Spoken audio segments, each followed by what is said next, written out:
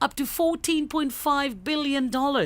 6 months on, Professor Nick Wilson of Otago University says New Zealand's lacking resilient infrastructure, making us particularly vulnerable to climate change, supercharged storms, and various other types of disaster events. Joining us now to discuss this is public health expert Professor Nick Wilson from Otago University. Bulavinaka, Professor Wilson, and thank you for joining us today. Bulavanaka. Now, Professor Wilson, you believe that a disaster of this scale would have justified an official national inquiry into the impact and response. Why hasn't there been a national inquiry? Well, this is a bit of a mystery to us because New Zealand has a long history of doing inquiries after major disaster events. And many of those disasters that have had inquiries have led to very useful changes that have reduced the risk of earthquake damage and volcanic damage and flooding damage and so on. So it is surprising, given the large amount of damage. As you mentioned, $14.5 billion, 11 deaths, actually nearly 2,000 people injured. And there will have been some very major impacts on people's mental health as they've lost their jobs and their houses have been lost to them.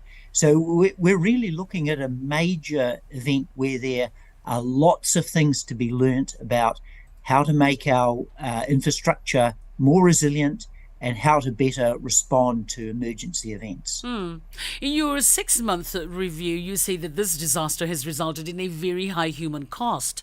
Of course, we are aware of the 11 lives that were lost, but can you elaborate further on the other human costs? Well, yes, ACC has collected information about the injuries, and there's nearly 2,000 ACC claims for injuries. Some of those, minor cuts and so on, but some were broken bones, and some people were concussed with head injuries, and some of those take many months to recover from. So they can be quite serious. But probably the biggest impact is on people's mental health.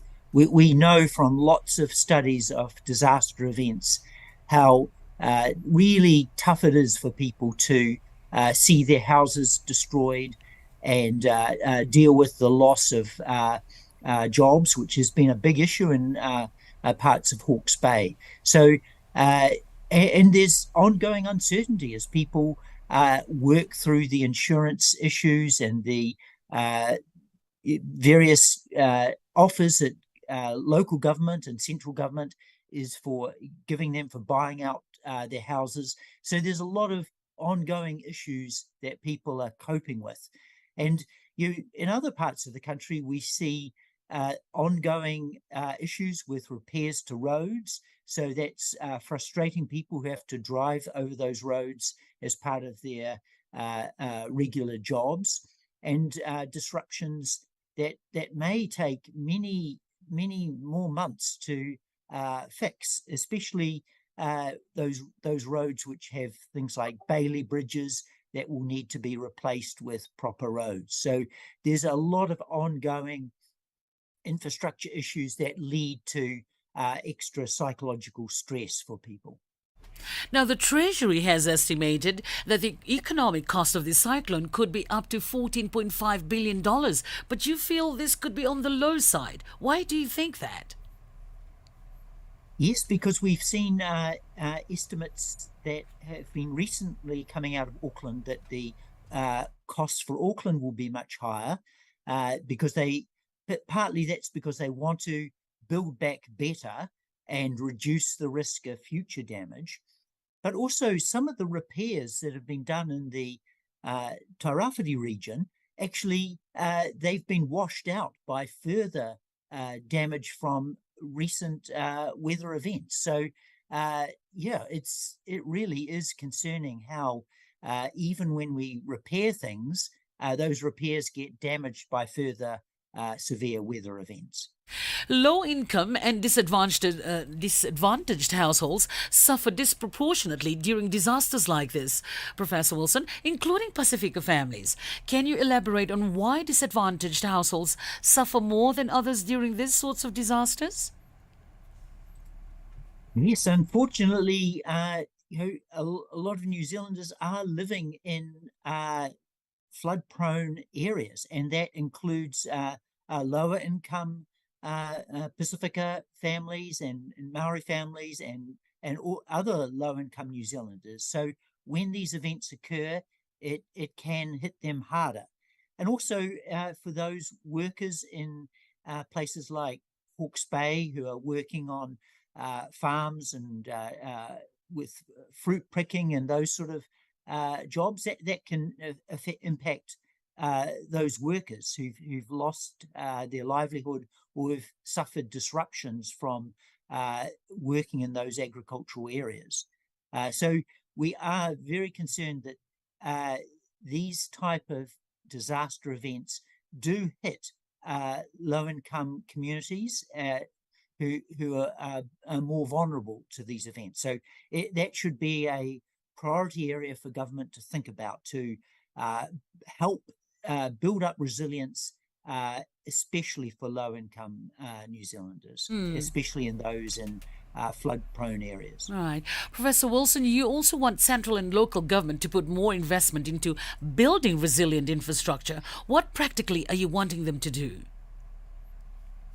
Well, they need to look at their critical infrastructure. So issues like supplying clean water and disposing of sewage, those are just fundamental things. And we saw with Cyclone Gabriel a lot of damage to some of those networks.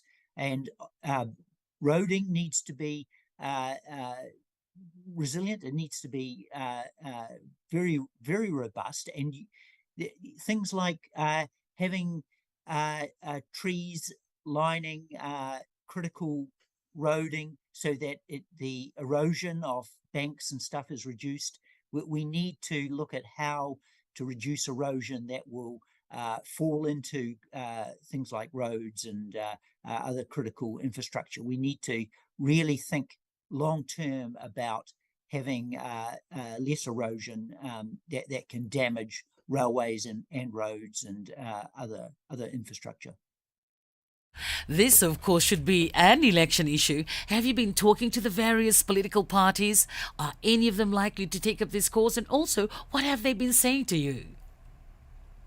Yes, we have surveyed all the political parties in the current parliament, and they all are saying things about improving infrastructure. But some are not so good at talking about climate change issues. So that is a concern because it is climate change that is supercharging these severe weather events.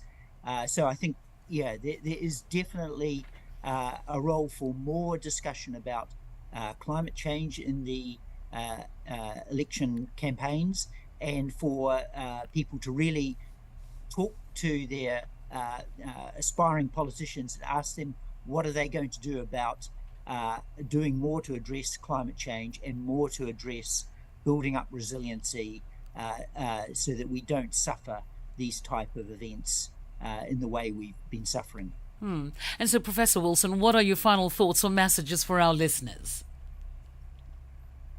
Well, I think the key lesson from Cyclone Gabriel is that it showed us really the country just is not prepared for these type of climate change supercharged weather events, and that we need to really both address climate change more seriously, and we need to build up resiliency so that our communities are much better prepared for future severe weather events. Professor Wilson, we thank you for your time this morning. And it's a pleasure having you on the show, and we love hearing from you. And now, if you've missed this interview, you can watch the full interview on our 531 PI Facebook page. Have yourself a great